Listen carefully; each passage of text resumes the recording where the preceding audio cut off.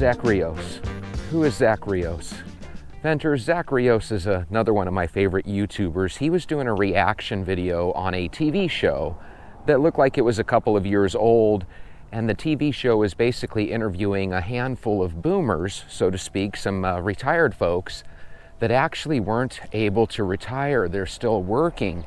And many of them had different reasons. One person had saved up over $558,000 and decided to retire early at age 58, and she ran out of money. And so now she was kind of either going back to work or pondering going back to work.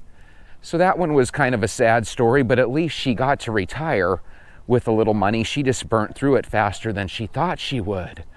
Other people retired thinking that Social Security would pay them more than it would, and it basically led them to going broke pretty quickly. Some of them wished that they had developed hobbies because they found out that once they retired, life was incredibly boring, and therefore, if they could give their previous self some advice, the advice that they would give would not be to save money and to develop fun hobbies. It would be just to work longer. And that is true for some people. There's some people out there, regardless if they're rich or poor, when they're retired, they just really miss working. Because let's be honest, what happens when you're homesick and every one of your friends is either at school, if you're a student, or at work? They're too busy to hang out. So a lot of times, even though the occasional day off work is a blessing and it's a lot of fun, a lot of times it is boring as all heck. And imagine doing that every single day. After a while, you're going to really start to not really like being retired at all. That's what's so crazy about things. I had a situation about 7-8 years ago where I found myself unemployed for longer than I would have liked. In the past, I had always found another job, usually within a week or two, right? Sometimes even really quick, and then I just would tell them I wasn't ready to start for a week or two, just so I could enjoy a week or so off. But I was not working for quite a few months in a row. I think it was like closing in on 4 months in a row. And you really feel not only broke, which I did feel extremely broke at the time, but you also feel like, holy moly, I feel like I'm worthless not in a job.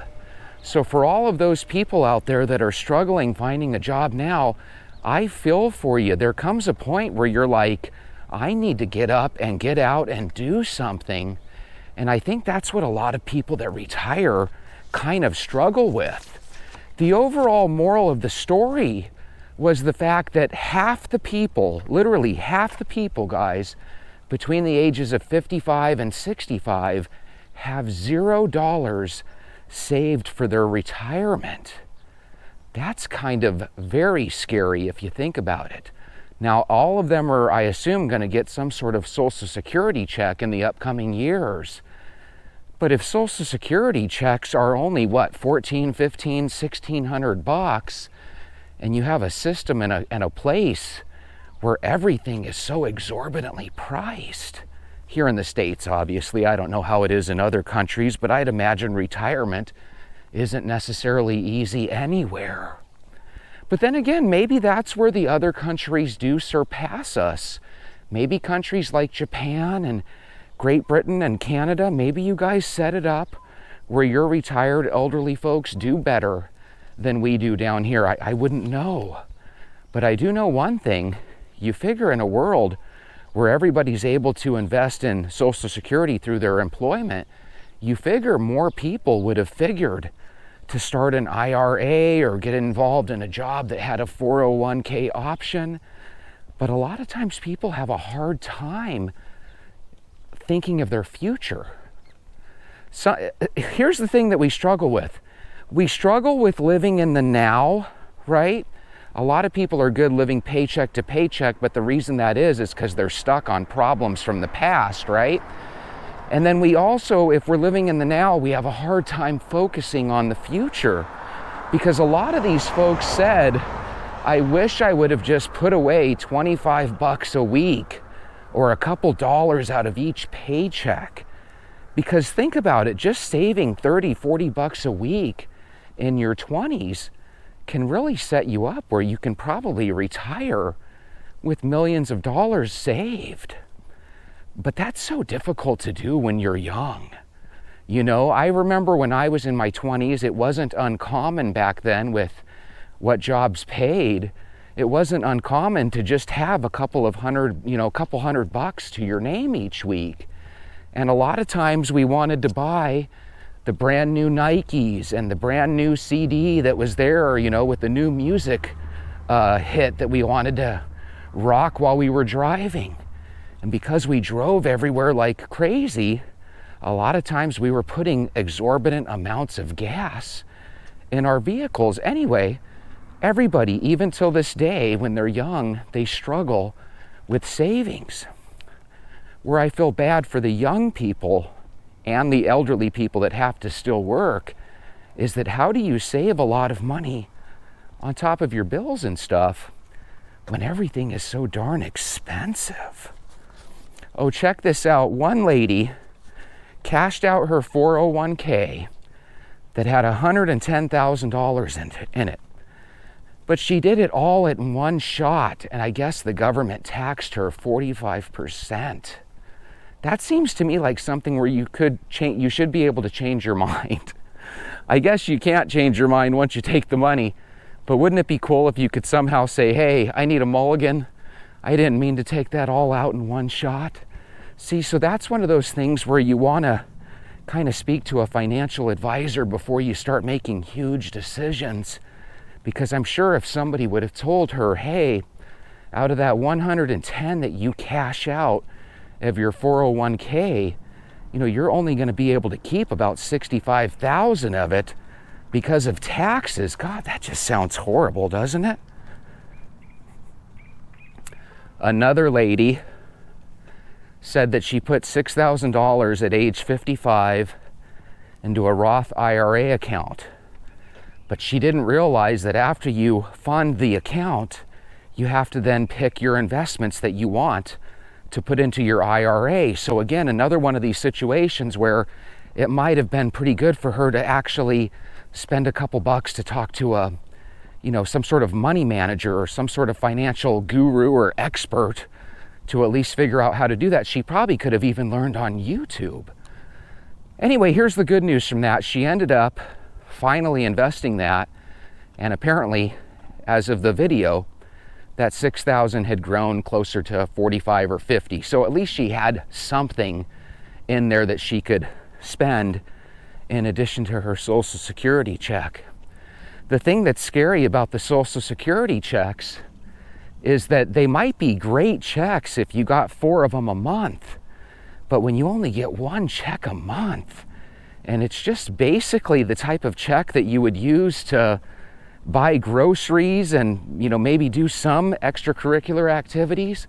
And if you own your own home, I suppose you can make do. But I mean, it's just not that much money. And if you actually had to pay rent and a car payment on top, it would literally it wouldn't last for anybody.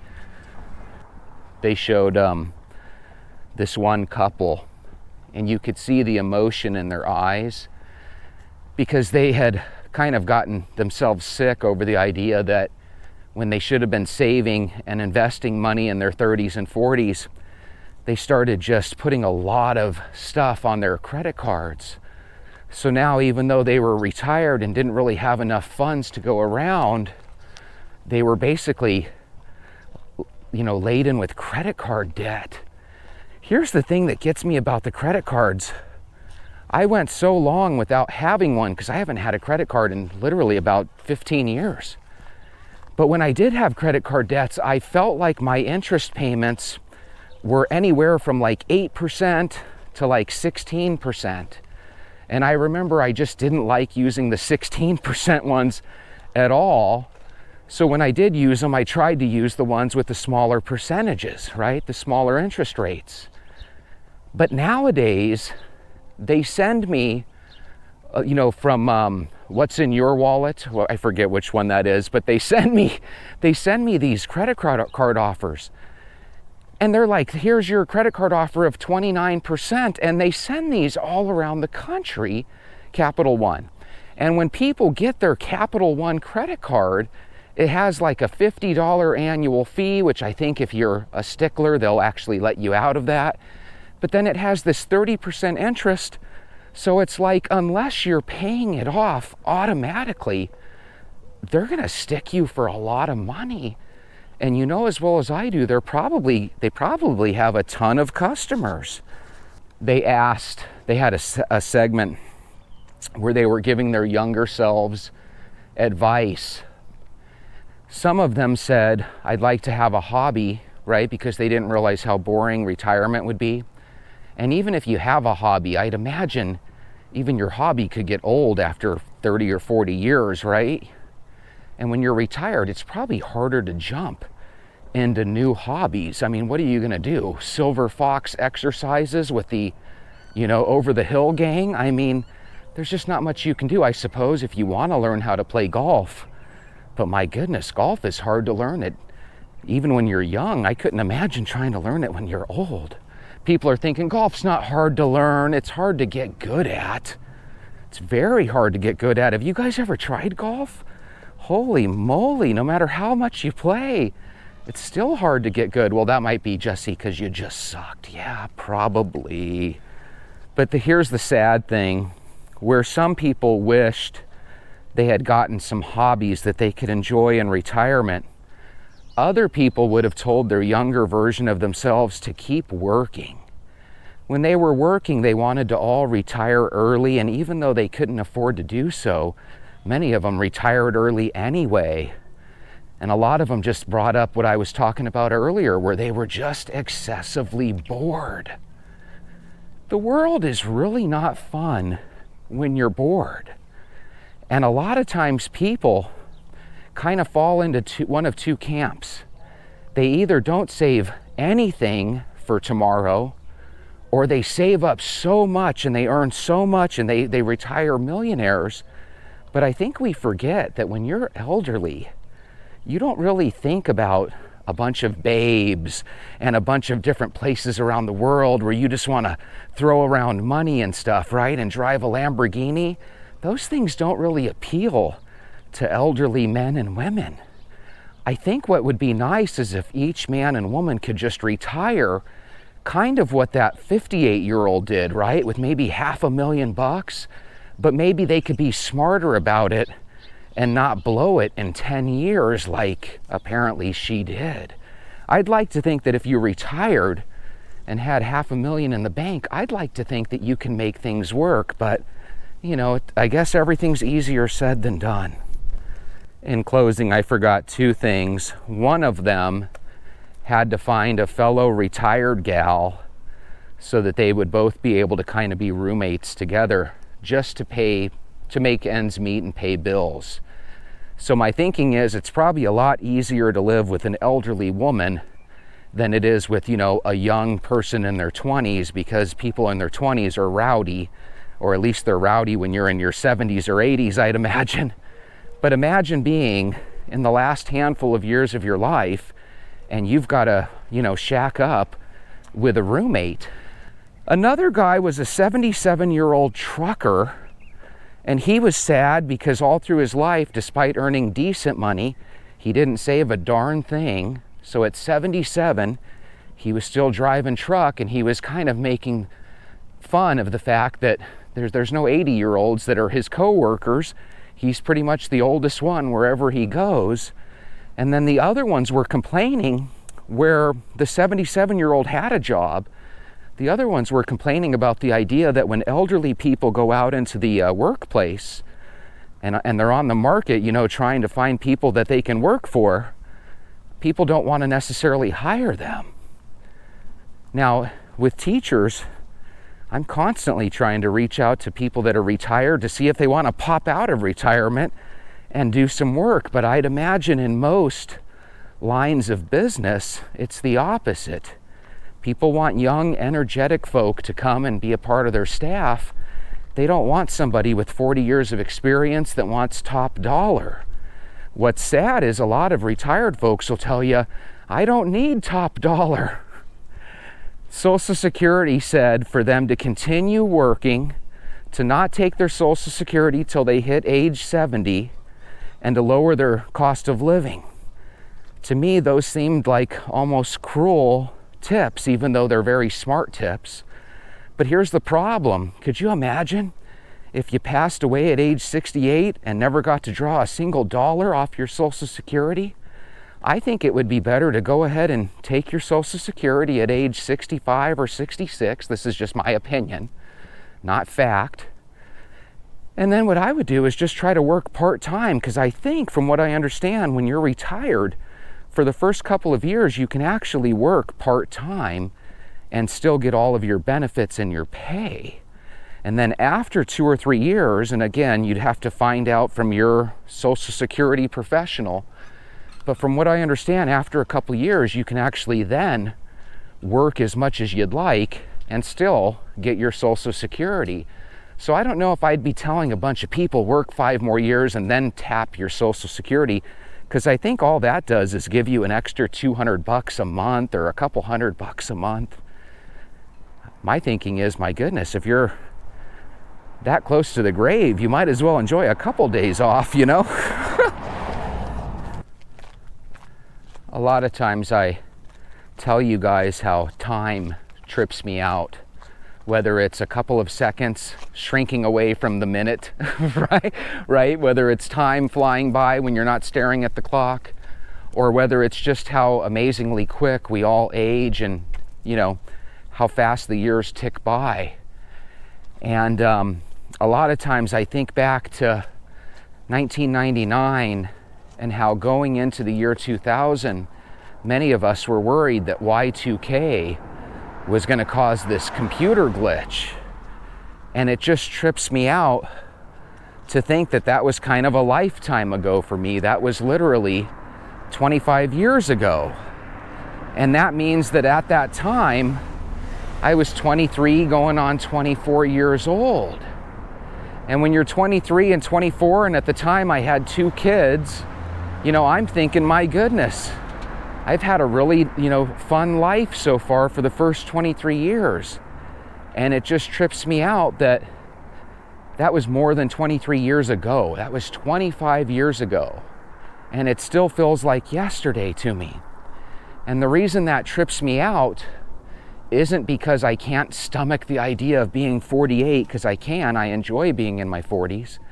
But the thing that trips me out about this is that if I go forward 25 years from now, all of a sudden I'm the 73-year-old guy.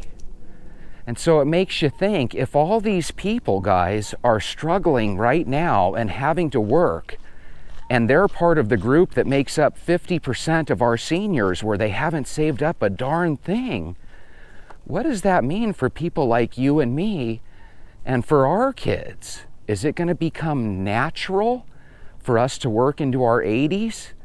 Is retirement gonna go the way of the dinosaur, where it'll just basically be seen as a supplementary check that you'll still be required to work?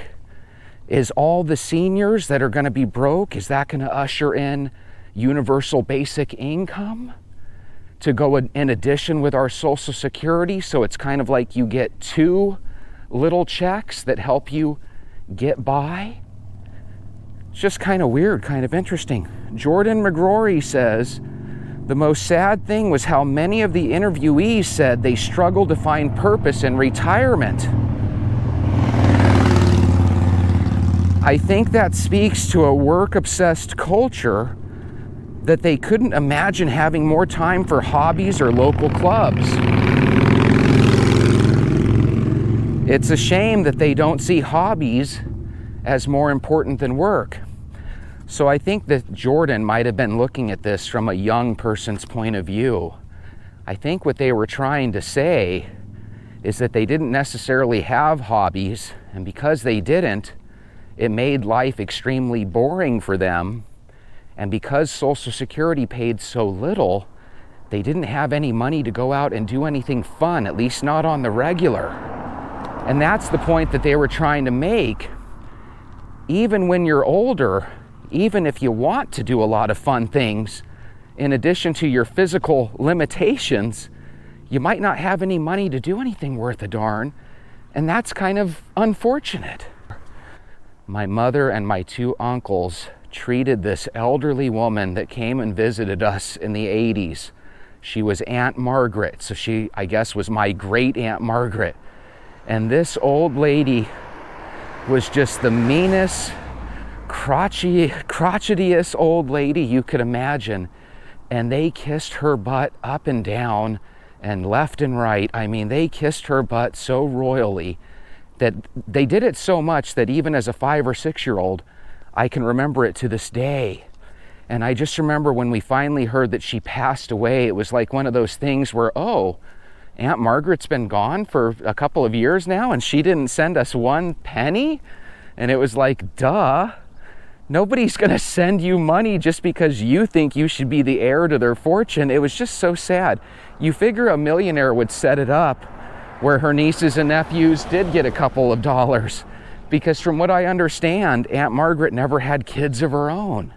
So it was one of those things where it's like, I guess the moral of the story is, you know, if you're gonna get somebody's inheritance, you know, you gotta do it just the way it comes naturally, where you're a family member or a cherished friend. You can't just assume people are gonna leave you a bunch of money. Isn't that funny, guys? Brittany Splitney says, I work at a bank, and it's really heartbreaking to see so many elderly people barely scrape by on Social Security.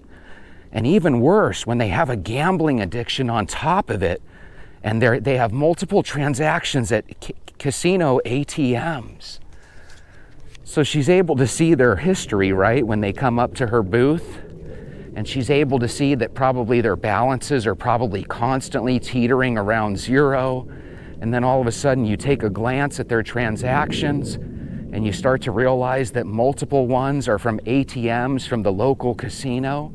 And you just start to see that a lot of these elderly people are literally just throwing their money down the drain. And here's the crazy thing. They want to win money so they can feel what it feels like to be $1 million rich person. And what they don't realize is that if they had all that money back from all those gambling sessions, they might actually have a pretty decent amount of money in their bank account. God, gambling is an insidious addiction for some people. Bayo says, one thing I noticed while driving older folks to work, a lot of them were stay-at-home moms who went through divorces later in life, and that left them penniless. They are stuck working. You know, that's another thing that's crazy that we don't think about. But remember, a handful of years ago, people on the radio would talk about this phenomena that was happening where people that were married for 20 or 30 years were starting to get divorced. So all of a sudden you had these 50, 60, and 70-year-old people that were on the market trying to date and stuff. It was really weird. What they didn't talk about back then is exactly what we're starting to notice now in this comment. Some of these people have very few skills, and they're forced to go back and get the job at Walmart as a greeter, right? I mean, we've all seen the older people at Walmart that check to make sure your receipt is in your hand, so you're not trying to steal something as you walk out the door, right? And they do a lot of other jobs out there, not because they necessarily want to, but because in many cases they have to. Throughout my life, there's been moments where I've had to make phone calls to older clients and older candidates. And there is something unique about elderly folks where most people want to get you on and off the phone in a couple of minutes. The elderly will talk to you for an hour just for the companionship, you know? Christian Jacquet says, I'm 58 and I already feel like I'm running out of time to fix my finances. I made some decent money, but I didn't plan very well. I cashed out my 401k early. I got hit with crazy tax bills, and now I'm still working into my 70s. It scares me, but I don't see any other options. So right there's a person, cashed out their 401k, paid a lot of taxes, just like one of the women on the videos, and now they're in this situation where they're pretty sure they're gonna have to keep working for the rest of their days. Some guy was walking his dogs and he took forever, and the dog across the street started barking, and then the plane flew overhead. And the moral of the story is sometimes it's not perfect conditions, but you still got to put your shoes on, venters, and you got to go out for a walk. And I hope you join me again tomorrow. Have a great day. I'll see you then.